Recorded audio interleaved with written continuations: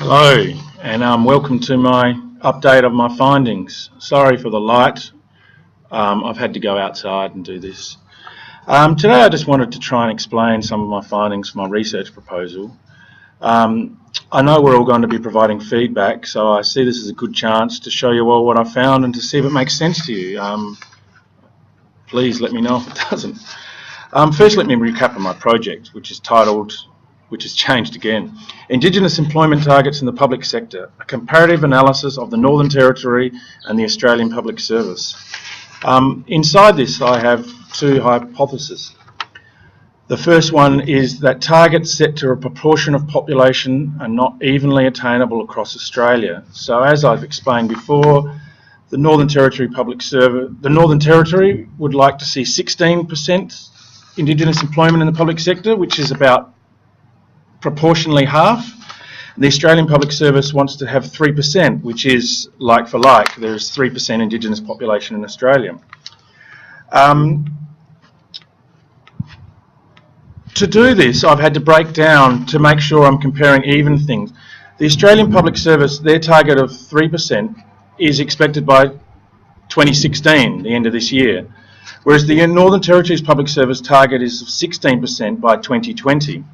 So I brought back that in line with their own strategy, and by 2016 the Northern Territory's target is of 10.5%.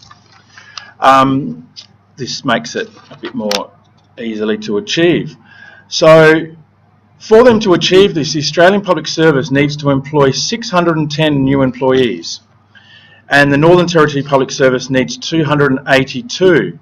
This is under the assumption that the overall staffing numbers remain the same. If staffing increases or decreases, obviously the percentage numbers change, but for this analysis I've used those numbers. So in taking into account from, I've got all my data from the Australian Bureau of Statistics from the 2011 census. So taking into account the relative populations of Indigenous Australians within each of the jurisdictions, with the Australian Public Service looking at Australia, including the NT, because they have jobs here as well, and the Northern Territory just looking at the Northern Territory. The Australian Public Service, for each job they wish to fill, there is potentially 298 Indigenous persons as a ratio, whereas the Northern Territory Public Service has got to fill one job per 79 Indigenous persons. So as you can see, it's almost as you can see, the pool of potential employees is about 4 times as small for the Northern Territory compared to the Australian Public Service. However, considering the modern majority of Indigenous Australians live in capital cities or inner regional towns, 88%, the pool of applicants is also residing where the Australian Public Service jobs are. Whereas in the Northern Territory, only 10% of the Indigenous persons reside in what is classed as the outer regional area, i.e. Darwin and Alice Springs, which is where 80% of the jobs are. Therefore, when I break down, and I won't go through all the data, about where the jobs are, what potential Indigenous employees are there, i.e. those that have finished a minimum of Year 10 standard and are aged between 15 and 64, I find that the Australian Public Service has to fill one job per 238 persons, which is slightly making it easier for them, whereas the Northern Territory Public Service has now got to fill one job per 29 Indigenous employed persons. As you can see, these targets remain reasonably stable for the Australian Public Service, regardless of the location and education status.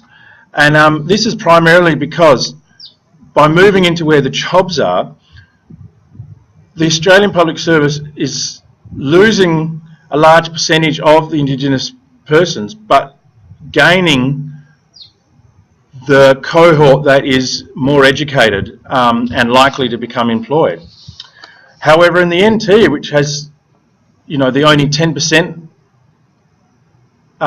live in the Darwin and Alice Springs area, and only 2/3 of them have passed Year 10, the numbers start to contract. So in summary, it appears that the Northern Territory's target is about 8 times as difficult to achieve when comparing job locations to suitable potential applicants. Okay, and so my second hypothesis was looking at the monetary costs to the public sector for every new employee. Now, I haven't really got far into this yet, but the initial analysis shows that the Australian Public Service has a rate of 7% retention rate for its normal staff and 8% for Indigenous staff, showing that obviously it's harder to keep Indigenous staff. Whereas in the Northern Territory public sector, the retention rate for all staff is 9%, and so far I cannot get the data on what the retention rate is for Indigenous Australians in the public services. I have a bit of personal experience working in that area that it is significantly higher, but anyway, just the 9% is already higher than the 8% for the Territory. So given that we already have a smaller pool to pick our applicants from, the retention rate is only going to make those numbers get smaller. So I have some other findings about where structurally everyone's placed, how the public service is placed. That I guess will come later. I'm still struggling to get everything together. But anyway, I hope I can get some feedback on that, and good luck to you all. Thank you.